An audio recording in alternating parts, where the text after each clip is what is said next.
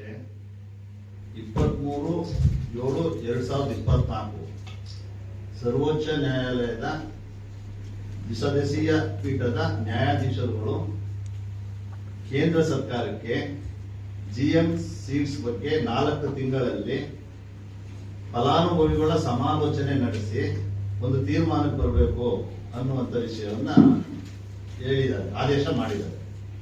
ಆದೇಶದ ಪ್ರಕಾರ ಈಗ 4 ತಿಂಗಳು ಆಯ್ತಾ ಬಂತು.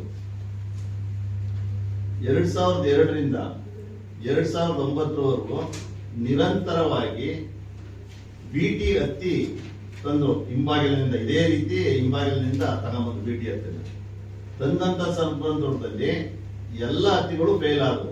ಅವ್ರು ಏನ್ ಹೇಳಿದ್ರು, ಬಿಟಿ ಹತ್ತಿ ತಂದಾಗ ತುಂಬಾ ಇಳುವರಿ ಜಾಸ್ತಿ ಆಗಿದೆ ಅಂತ ಹೇಳಿದ್ರು. ಆದ್ರೆ ಯಾವುದೇ ಕಾರಣಕ್ಕೂ ಬಿಟಿ ಹತ್ತಿಯಿಂದ ಇಳುವರಿ ಜಾಸ್ತಿ ಆಗಲಿಲ್ಲ.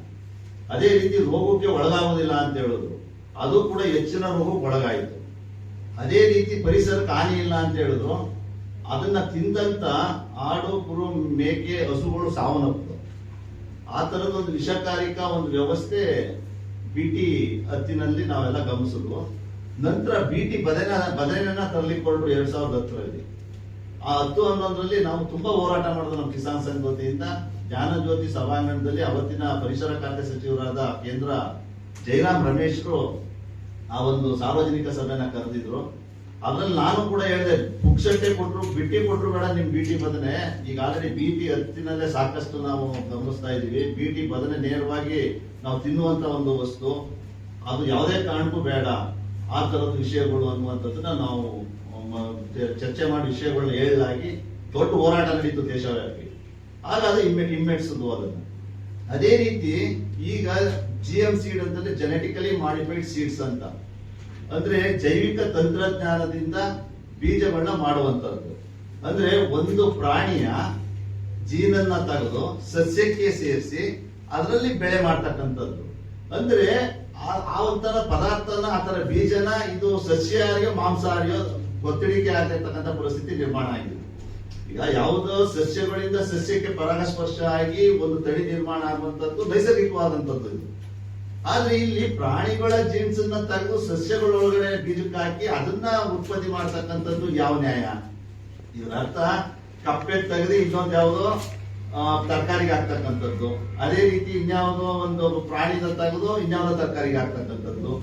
ಈ ನಿಟ್ಟಿನಲ್ಲಿ ಮಾಡುವಂತ ವಿಷಯ ಇದಾದ ಅವಶ್ಯಕತೆನಾದ್ರೂ ನಮ್ಮ ದೇಶಕ್ಕೆ ಯಾಕೆ ಅಂತಂದ್ರೆ, ಇದು ಅಮೆರಿಕ ದೇಶದಲ್ಲಿ ಏನ್ ಈ ರೀತಿಯಾದಂತ ಜಿಎಂ ಸೀಡ್ಸ್ ತುಂಬಾ ದೊಡ್ಡ ಪ್ರಮಾಣದಲ್ಲಿ ಅಮೆರಿಕ ದೇಶದಲ್ಲಿ ಮಾಡ್ತಾ ಇದ್ದಾರೆ. ಆದ್ರೆ ಅವರು ಅದನ್ನ ಉಪಯೋಗಿಸುದಿಲ್ಲ. ಅದನ್ನ ಒಂದು ಪ್ರಾಣಿ ಒಳಗೆ ಹಾಕ್ತಾರೆ, ಇನ್ನೊಂದು ಅದರಲ್ಲಿ ಉತ್ಪನ್ನಗಳನ್ನು ಮಾಡಿ ಎಕ್ಸ್ಪೋರ್ಟ್ ಮಾಡ್ತಾರೆ, ಮತ್ತೆ ಕೊನೆಗೆ ಬಿಸಾಡ್ತಾರೆ. ಅಂದ್ರೆ ಅವರು ದೇಶದಲ್ಲಿ ಅದನ್ನ ಉಪಯೋಗಿಸುವುದೇ ಇಲ್ಲ. ಅದನ್ನ ಅಂತದನ್ನ ಬೇರೆ ದೇಶಗಳು ರಫ್ತು ಮಾಡ್ತಾರೆ ಅವರು. ಆದ್ರೆ ನಮ್ಮ ದೇಶದಲ್ಲಿ ಬೆಳೀತಕ್ಕಂಥದ್ದನ್ನ ನೇರವಾಗಿ ನಮ್ಮ ಗ್ರಾಹಕರು, ನಮ್ಮ ಜನ, ನಾವು ಸಮಾಜದಲ್ಲಿ ಊಟ ಮಾಡ್ತೀವಿ. ಹಾಗಾಗಿ ನೇರವಾಗಿ ಇದು ದುಷ್ಪರಿಣಾಮ ಆಗ್ತಕ್ಕಂಥದ್ದು 100% ಸರಿ ಇದೆ. ಆಗ ಅದ್ರಲ್ಲಿ ಯಾವುದೇ ಇದಿಲ್ಲ. ಮತ್ತೆ ಮುಂದುವರೆದು ಯಾವುದೇ ಜಿಎಂ ಸೀಡ್ಸ್ ಅನ್ನ ನಾವು ಜೆನೆಟಿಕಲಿ ಮಾಡಿಫೈಡ್ ಸೀಡ್ಸ್ ರೂಪಾಂತರಿ ತಳಿಗಳನ್ನ ಭೂಮಿ ಮೇಲೆ ಬೆಳೆದಾಗ ಅವು ಭೂಮಿನಲ್ಲಿ ಬಯೋಡೈವರ್ಸಿಟಿನ ಹಾಳು ಮಾಡ್ತಾ ಹೋಗುದು.